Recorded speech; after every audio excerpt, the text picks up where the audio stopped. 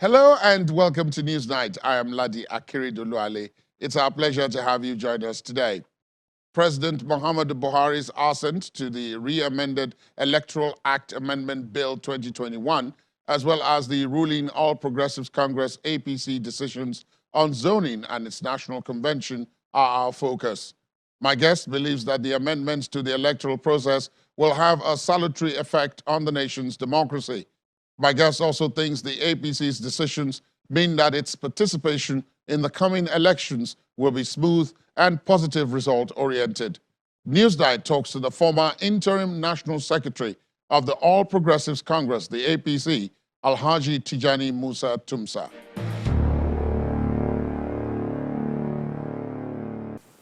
Alhaji Tijani Musa Tumsah, thank you for your time. Welcome to the program. Thank you very much. Thanks for having me. Let's start from the very recent resolutions of the All Progressives Congress, the APC governors, all 22 of them, meeting in Abuja, agreed on a number of things. And from what we hear outside, this would probably be a pathway for the APC going forward. The first was on the issue of zoning.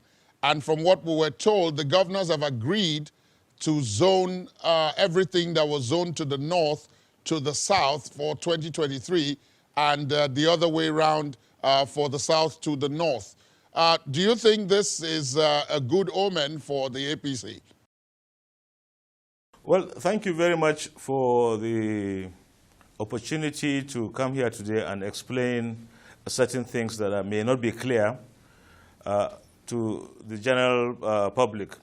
Well, now the accord reached to shift all the offices that were held by the northern zone to the south and vice versa, indicates the unity of purpose that the All Progressives Congress as a party has for the polity of Nigeria. Now, this makes everybody comfortable and makes everybody a participant in the project of the party. But then there are questions that have been raised that there are some dissenting voices within the party which say that since the rotation formula or the zoning principle is only a gentleman's agreement, is not written in the APC constitution, and is certainly not in Nigeria's constitution, that those from other parts of the country, other than the zones to which the party has probably zoned it, should be allowed to contest. Isn't that some kind of fly in the ointment? Well, actually, not in my opinion. You see, political decisions are made based on what is good for the generality of the public. Now, there will always be dissenting voices in a situation like this, basically maybe for personal reasons or for other pecuniary reasons.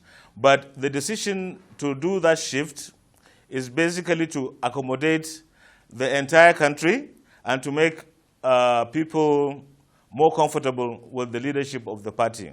There will always be dissenting voices, but these are voices that will now find space to say what their dissent is. March 26 is the new date for the National Convention. And for those who have been doing the counting, depending on who you ask, that would be the third or the fifth shift in date for the National Convention for the APC. Now the zonal congresses will be held, and then all the pre-National Convention activities are set to take place all along from February 24th down to March 26th. Do you think the delay has not given the public, as you put them, the wrong perception that there is something else going on behind the scenes that makes it difficult for the party to put together this national convention? Actually, my thinking is that the party has had to go through a lot of things since the assumption of this caretaker committee.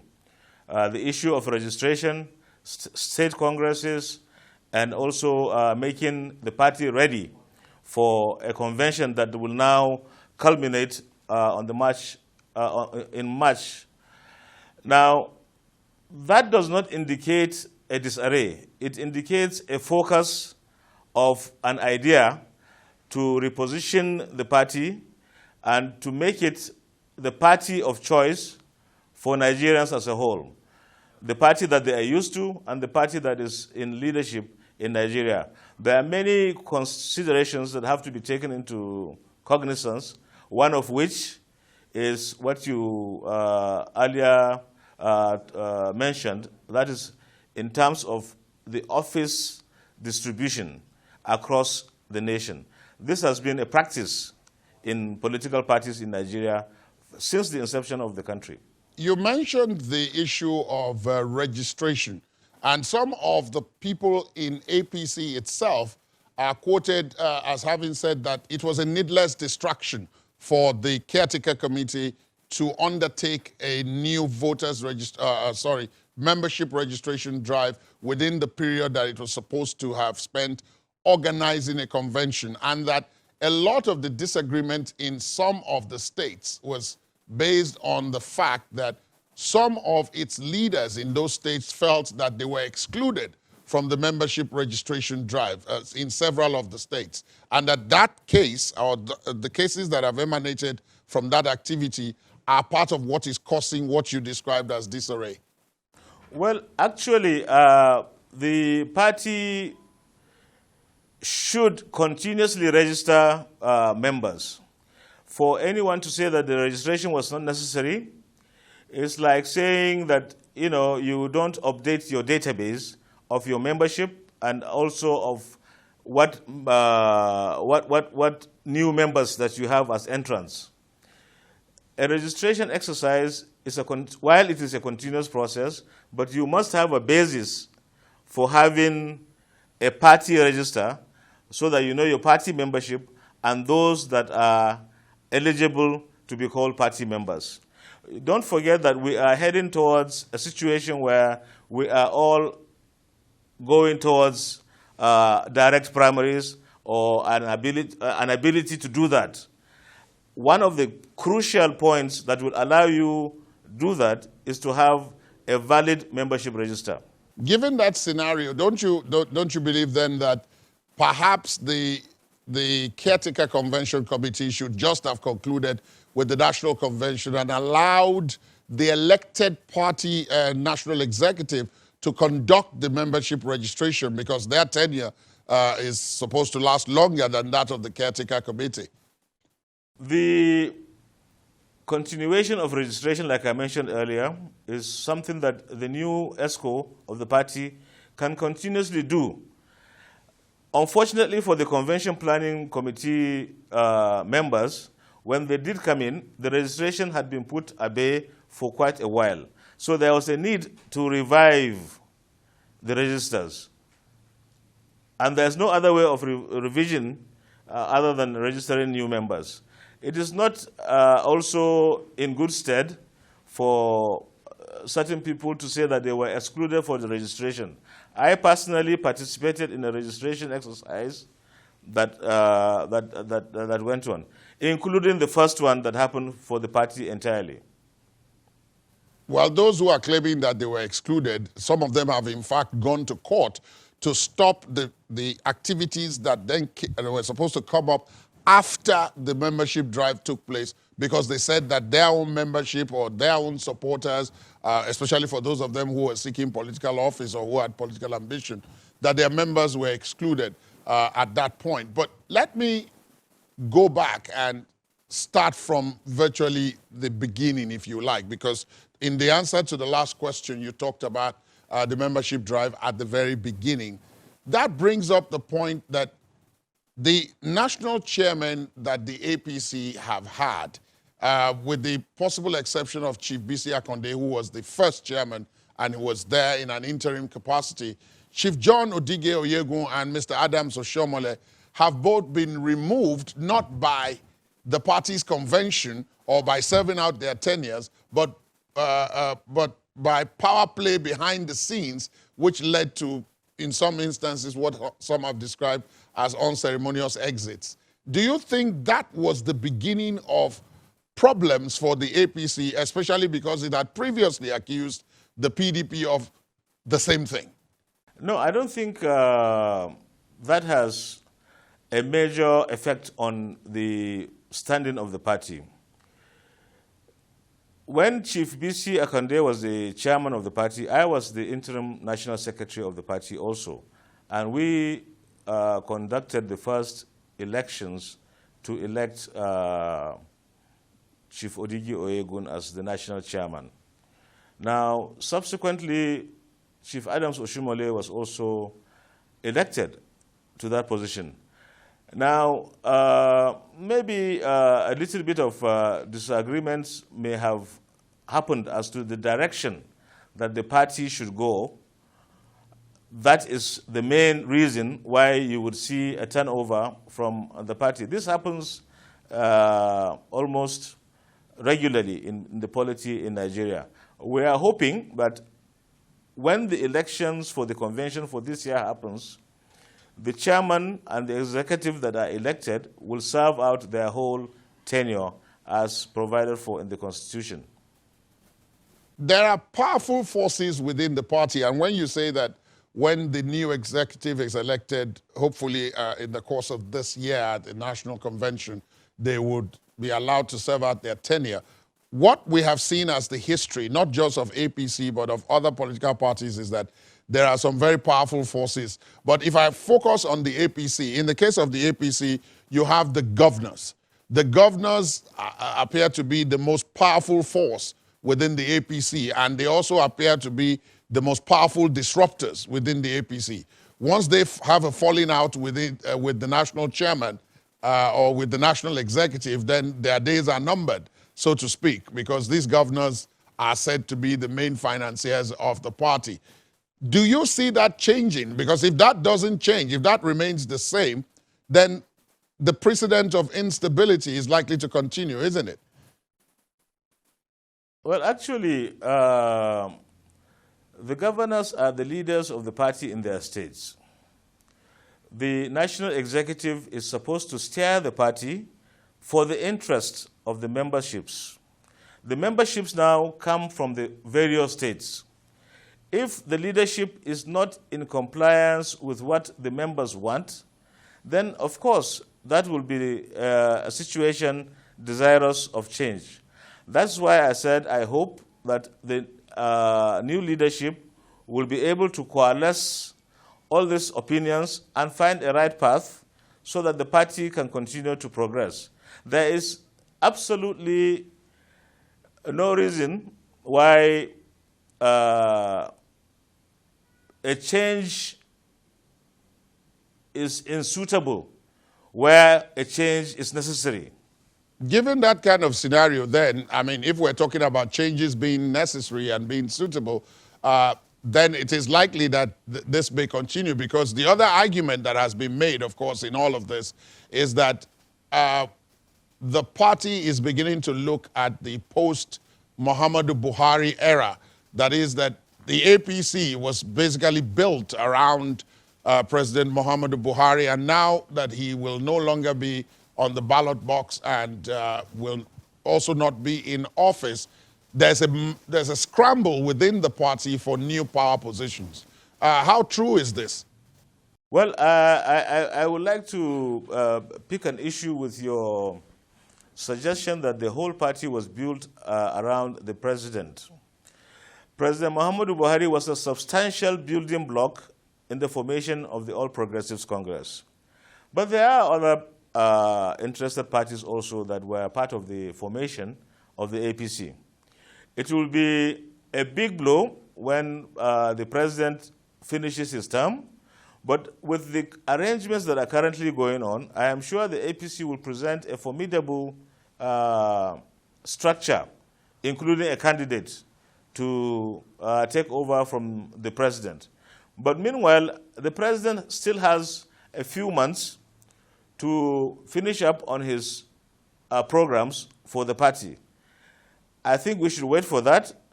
But I assure you, the party itself is resilient enough to produce the necessary leadership for the country.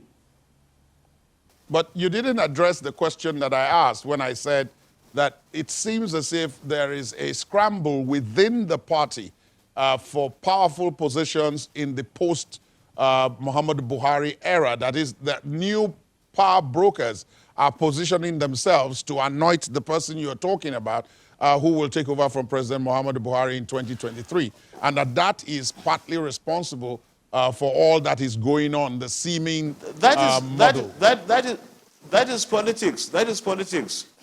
No, can you rephrase the question again? Can you phrase Yes, the question that's what again? I will do now. Everybody says that President Muhammadu Buhari will be leaving. Yes. And from your explanation, you're saying that a new person will emerge and that the scramble behind the scenes for powerful positions is politics. That's what you've said. And I'm saying that most of the time, this scramble goes on behind the scenes. But in this case, it appears to be playing out in public. Yes. I'm not aware of this public scrambling, but I do assure you that there will always be a scramble for power once there's a transition going on. And you cannot escape that in a political party setting. There will be people who would want to get as much attention as they think they deserve, while there's a resistance. So there's always a thesis, antithesis, and a resolution at the end of the day. But do not expect that it's going to be a situation where everybody is complacent in terms of political party leadership. Political party leadership indicates that there are interests that need to be advanced, and if these interests are what is fanciful to the public, then that is the interest that is being projected. Why do you think it is difficult to reconcile the aggrieved parties within the party? The Abdullahi Adamu committee had just submitted an interim report on its reconciliation efforts, but there are still states that are complaining that the Adamu committee did not visit them, and that therefore the issues that they have on ground, the issues in court in some instances, are still there, and that if those issues are not addressed, the party may suffer some setback in those places in the coming elections. If you get the drift from my earlier discussion, reconciliation in a party is a continuous also process. Now, Abdullahi Adamu's report, I am not sure, is the final report in terms of reconciliations within the party. As I speak to you now, I'm sure that there may be arguments sprouting up here and there about certain issues in respect of the party. Now, it is the ability of the party to reconcile those different views that shows and indicates the strength of the party's resilience. And I don't think it's something that we should entirely worry about as it stands now. One of the things that emerged from the meeting of the governors is the fact that they say that President Muhammadu Buhari has requested that where it is possible, the party should opt for consensus candidates. Do you think that in itself will not bring about further acrimony from those who already feel that they are being excluded from the process? Actually, there is nobody that is excluded from the banner of consensus. Therefore, the use of the word consensus. Now, it does not stop anybody from running for an office in a given situation. But majority will always have their way. The minority can have their say, but the majority will always have their way. So when it says consensus, it means that a discussion and some kind of parameters have been discussed and agreed to produce a certain candidate, which is agreeable to a majority of the people involved, of the stakeholders. Now, of course, there will be some that will feel excluded. This does not stop them from attempting to run for that particular office. This is my idea. This is my understanding of what a consensus is. Well, going by historical precedents, what many have found out when it comes to consensus is that it is a group of party leaders who decide mostly behind the scenes on which candidate is the consensus candidate, and then they try to make all the others succumb to that choice. Yeah, a lot of people have a variety of ways to arrive at consensus, one of which may be the way you described it. But the majority of ways to do a consensus is to get all the stakeholders on the table and allow them to vent their views, issue a criteria. Whoever fills in that criteria that is agreeable to all of them then becomes the consensus candidate. I am not saying that from a consensus candidature or consensus product, there may not be one or two people who are dissatisfied with the product of that consensus. But it does not invalidate the majority will of the consenting stakeholders. Earlier on, you pointed out that you were the interim national secretary of the party under the venerable Chief B.C. Akonde. So I'm going to ask you this. How different is the national convention now from the national convention you organized that produced Chief John Odige Oyegun, apart from the obvious, the fact that, of course, it's a bit more complicated in some of the things that we have spoken about. But what is the process that would lead to a fairly rancor-free national convention in your view? In my view, the caretaker committee has taken the right route towards having a rancor-free convention. The governors, having met with the president and agreed on swapping of positions, reduces the tension tremendously. Now, it becomes easier for states to come and adopt what they feel will be best for the party. The first convention of the party, which we organized, is still similar to this one that is being organized in March 26th. Well, of course, there are those who have pointed out that in that one there was nothing like zonal congresses. Parties evolve, they are dynamic.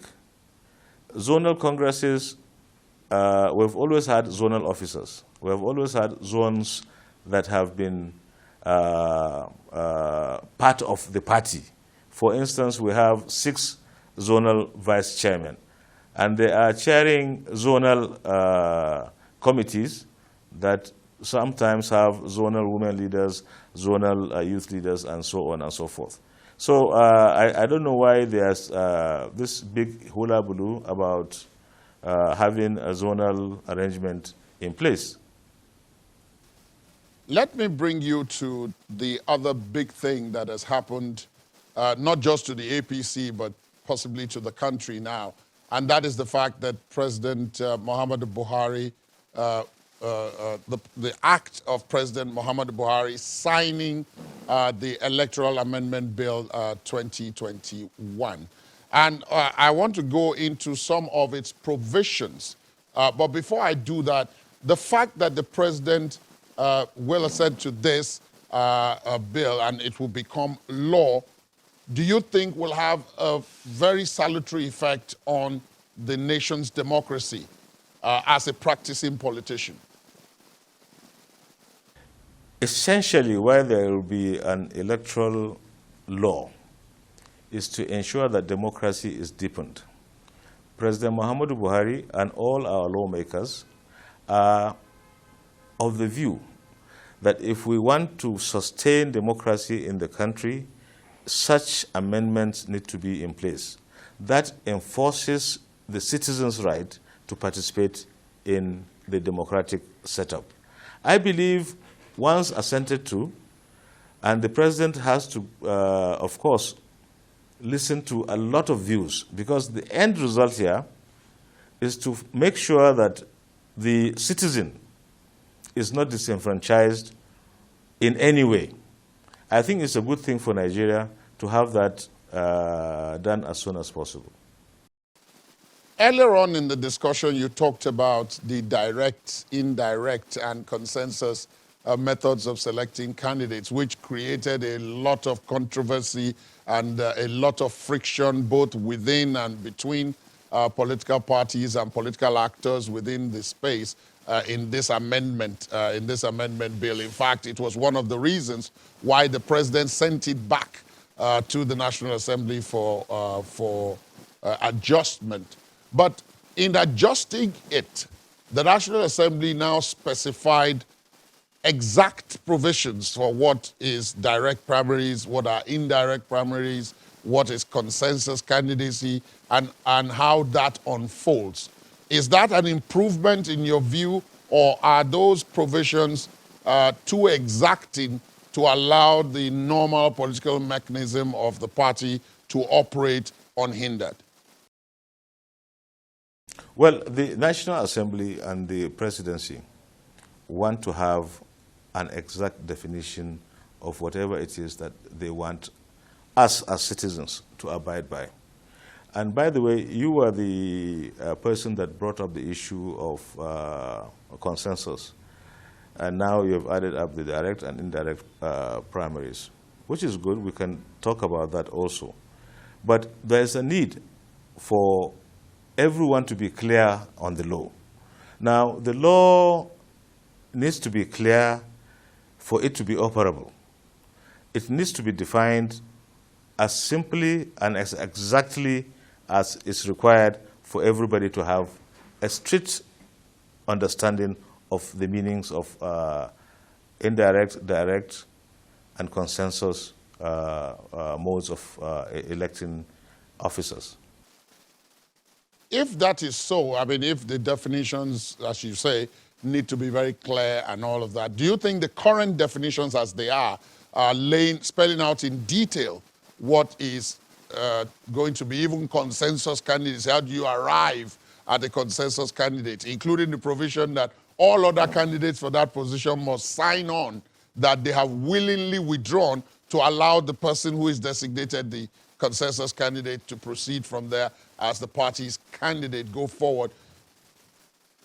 Doesn't that have some impact, positive and negative, on the internal party mechanism for producing candidates and the party's leverage over such candidates?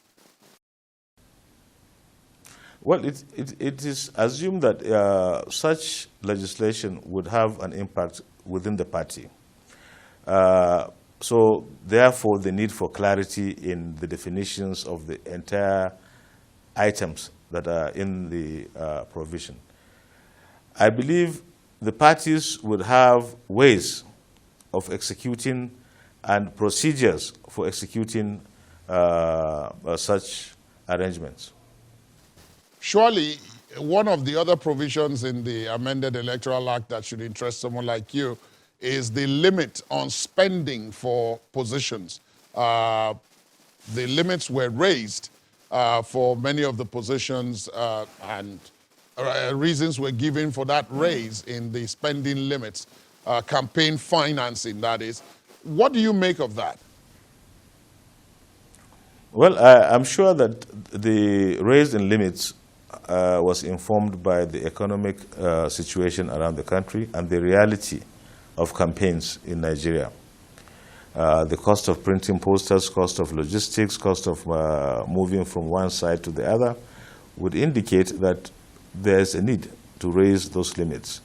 Now, what we have to think about also is to enforce such limits and to be able to monitor it appropriately.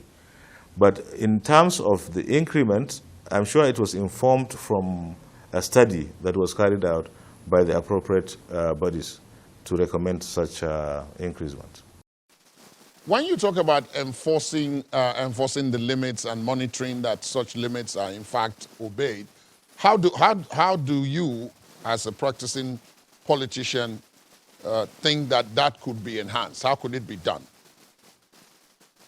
I am a practicing politician, maybe not a policing authority. I would suggest that, like it is done in other countries, accountants, lawyers, and the relevant experts need to provide guidelines as to how to monitor such spends. President Muhammadu Buhari has indicated that the 2023 elections are not his problem, and I'm quoting what he told my colleagues on this channel, that the 2023 elections are not his problem, and that, of course, presumably will be the problem of those of you who will remain after he has left office. And that, in fact, there are those who would also say that that is part of what is causing some of the seeming confusion within the APC, because nobody knows what the president is actually thinking or which way his body language suggests people should move. Is this a problem for the party, do you think? I would think on the surface it might appear to be a problem for Nigeria and Nigerians, because they have been used to presidents who have overreached backwards to enforce their candidates as their successors. Now, President Muhammadu Buhari, who is a Democrat, believes that the choice is left to the people. Whether you read his body language or you don't, it is a matter of your choice, who you want as the leader of Nigeria or of your state or whatever it is. I'm actually impressed with his position of not trying to anoint or not trying to interfere with the normal process of selecting a candidate to replace him. I think that is a very commendable stand, politically and otherwise.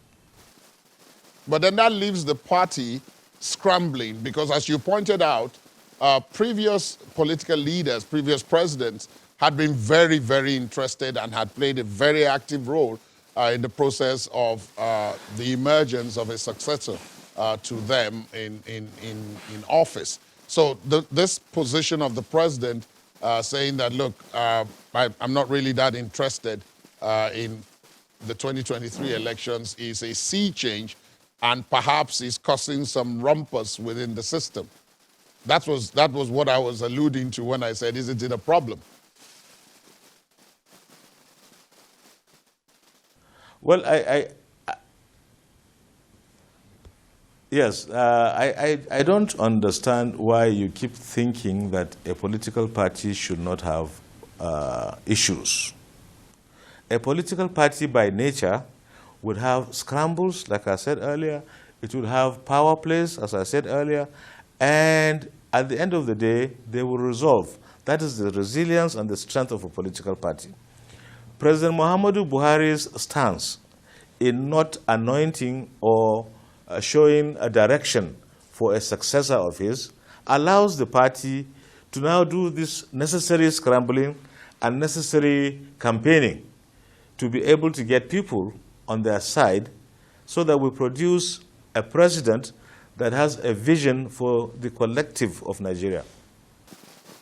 One person who has taken a firm stand on a particular issue is the wife of the president. She was at the National Assembly to drum up support for extra legislative seats for the female politicians in the political space.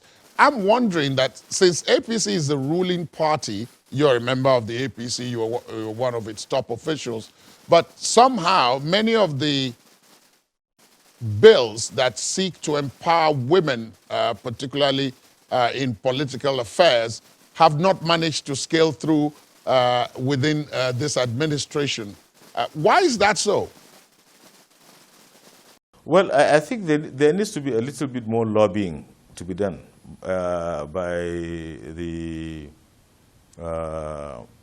the female gender in terms of progressing with such bills. However, you would understand that in a political setup, lobbying is already a known component of getting bills passed. So I think I would pass your suggestion to the women leader when they come in at the convention, and I will also lend my weight to ensure that the female gender is taken care of. Don't laugh. This is serious. I'm laughing because when you say that there needs to be a bit more lobbying at the level of the National Assembly, there are so few women in the National Assembly, both at the Senate and at the House of Reps. They're so few in number. And democracy is a game of numbers. So whenever the matter comes up, you find that they are easily defeated. And, you know, they have to withdraw their bills or they have to step them aside because the opposition to them is so vociferous. So I'm wondering, how are they going to do this lobbying when they're so few in number and they don't have the requisite support of the male folk, both within the political office space and then within the parties? I commend you for thinking like that. I would now personally volunteer my lobbying skills at the National Assembly and also coalesce with other notable members of the party to ensure that this situation is changed. We need to promote the rights and privileges of our women folk in Nigeria. I must now switch gears and go to how you think the APC will perform in 2023, and even before that, how you think its strategy towards retaining power would go. And one of the ways that many people would say, look, the APC should be judged over the last 2 terms of President Muhammadu Buhari is on the 3 cardinal promises he made in 2014 while campaigning to be president, which have to do with corruption, security, and the national economy. So if we start off from security, for example, do you think that with everything that we have heard and everything that we have seen and all that has been reported, the APC government can give itself a pass mark in terms of security? In terms of security, I think the APC government can give itself a pass mark, given that the situation it found in the Northeast was really bad at that time. But now it is better, particularly for those that are staying there. And if you do have friends from that area, you would understand that right now it's a better situation than when President Buhari came to power. In other states that have broken out with banditry, issues of banditry, kidnapping, and so on, these are issues that are being handled as they are now coming out. Insecurity is a big issue the world over.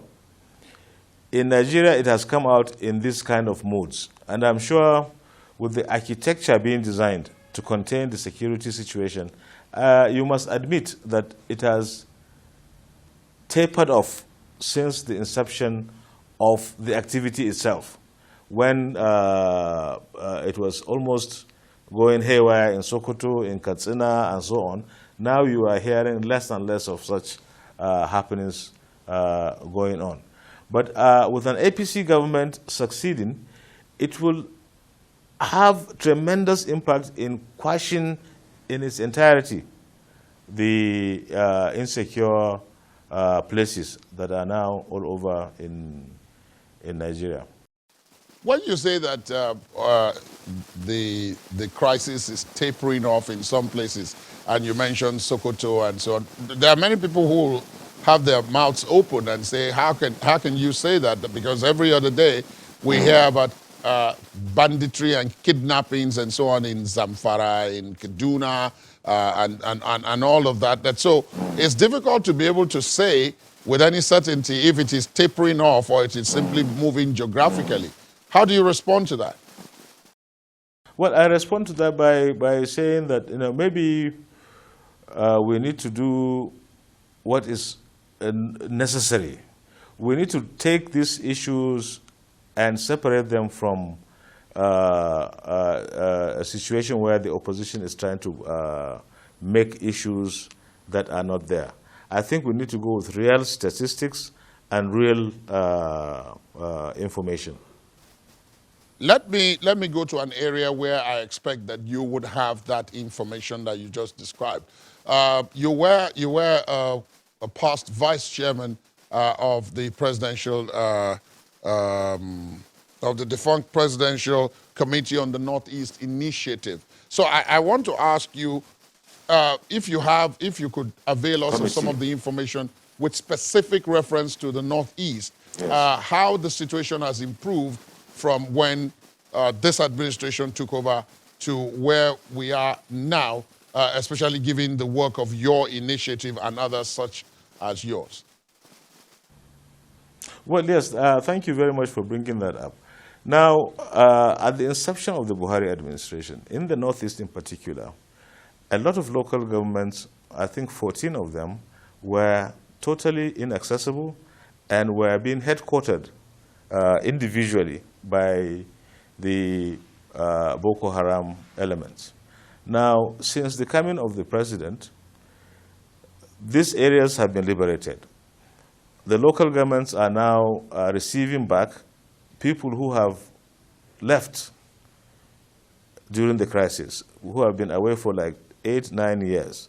And Governor Zulum is currently in conjunction with the Federal Ministry of Humanitarian Affairs and other agencies of government, returning people in dignity to those areas that they had lost to before.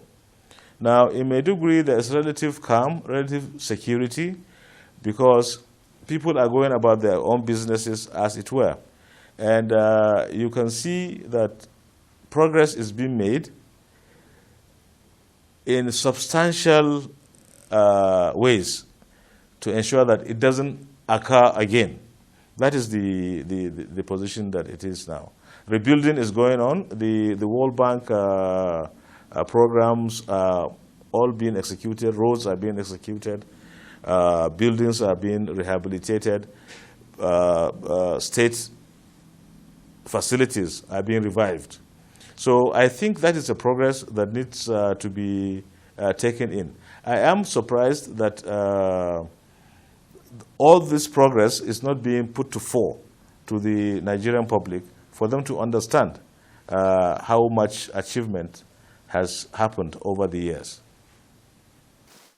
As a final question, let me then look forward. There's still a lot more that will happen even after the party's national convention takes place, fingers crossed, on March 26th, and other activities will then follow. Can you say with certainty that all will go well with the 2023 elections? Are you assuring Nigerians that, from everything you know as a political insider and as a leading member of the ruling All Progressives Congress, that you expect that the entire process will conclude without violence and that the results will be credible and fair at the end of the day?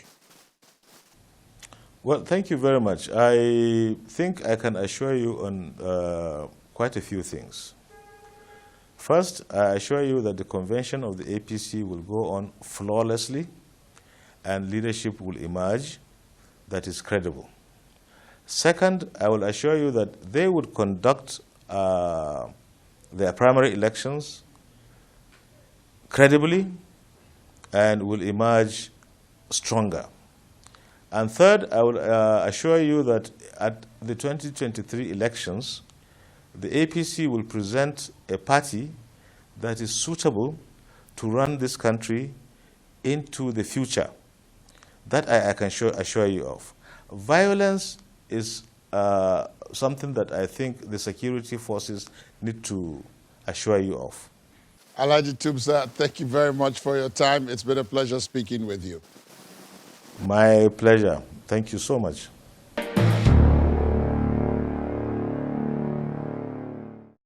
That's our program today. We would, of course, like to hear from you on the conversation.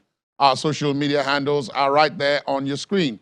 You can also listen to this and previous episodes of the program via our podcast. Please visit our website, channelstv.com/podcast to get started.